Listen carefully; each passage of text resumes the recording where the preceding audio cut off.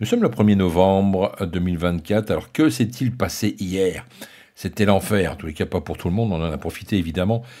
Mais on a eu quand même une sacrée descente, rien n'a été respecté concernant l'analyse, hein, vous l'avez vu.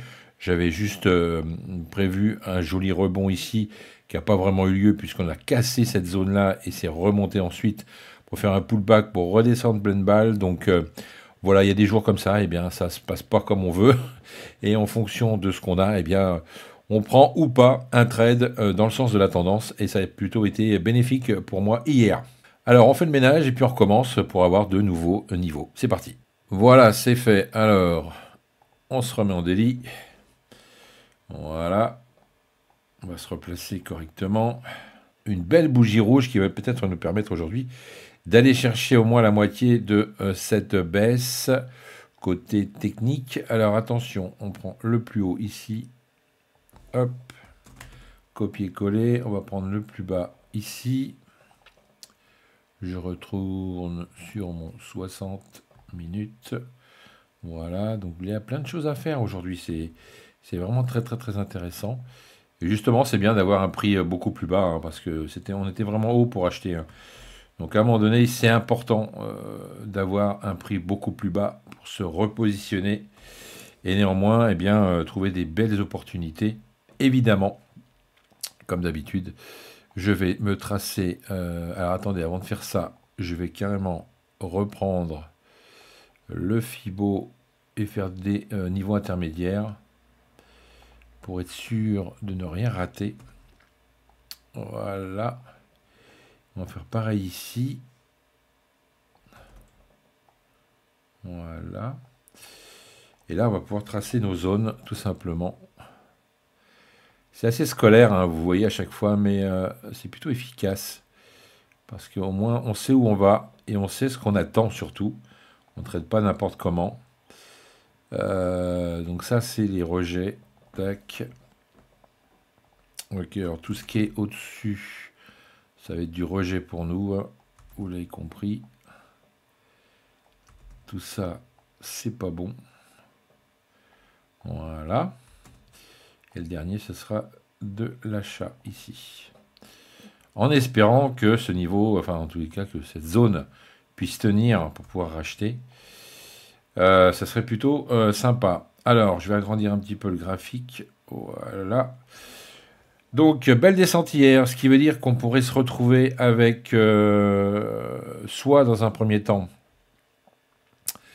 je prends mon petite flèche, soit dans un premier temps, retourner, il y a aussi un niveau intermédiaire ici, qui pourrait nous intéresser dans ce coin-là. D'ailleurs, je vais juste le noter brièvement ici.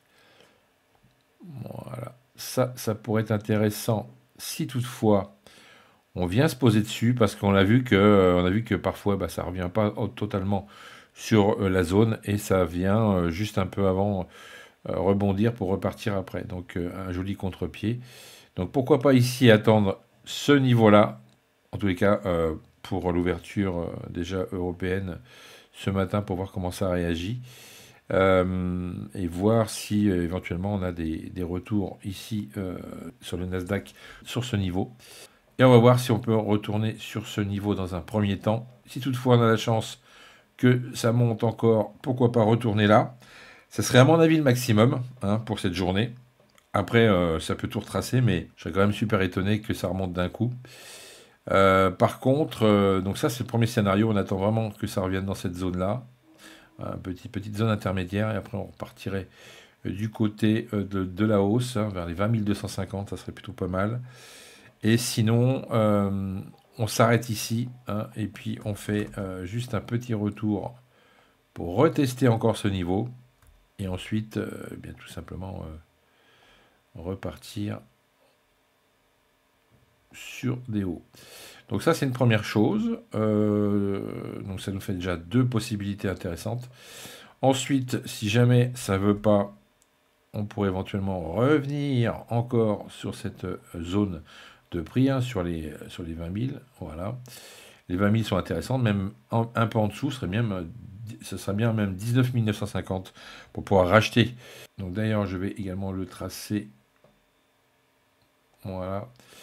On pourrait revenir dessus, hein, sur ce 19 950, parce que souvent ça casse les supports majeurs, ça vient chercher des points en dessous, hein, voilà, de la liquidité en dessous, et après ça repart. Donc soit on rebondit sur la zone et ça repart ici, c'est une possibilité, ou soit encore une autre possibilité, parce qu'il y en a plusieurs ce matin, eh bien on vient casser ce niveau, voilà, et on vient chercher plutôt de la liquidité un peu plus bas, sous les 20 000, et là on aura peut-être plus de chances d'avoir un excellent prix pour remonter et aller chercher ce niveau-là. Donc voilà ce que je peux dire sur du H1, on a plein de possibilités ce matin. Ça peut être intéressant. Alors, effectivement, il peut nous faire encore autre chose, hein. Mais voilà, dans un premier temps, on est vraiment au milieu de rien ici, vraiment entre deux beaux niveaux. Donc, à voir ce qu'il va pouvoir nous proposer ce Nasdaq. Aujourd'hui, on est 1er novembre, hein, donc c'est férié, mais pas sur les US. Donc ça va forcément bouger. Et en plus de ça, il y a de la macro avec des rendez-vous à ne pas rater cet après-midi. Donc voilà, vous avez un petit peu le fil conducteur de cette journée. Vous avez plein de possibilités. À vous de voir comment vous allez rentrer sur les petites unités de temps. Et je vous dis de passer un bon week-end déjà. Hein, déjà une belle journée de trading. Profitez bien, soyez prudents et passez un excellent week-end et profitez de votre famille. C'est le plus important. À bientôt. FX Corp Trading, les plans du jour.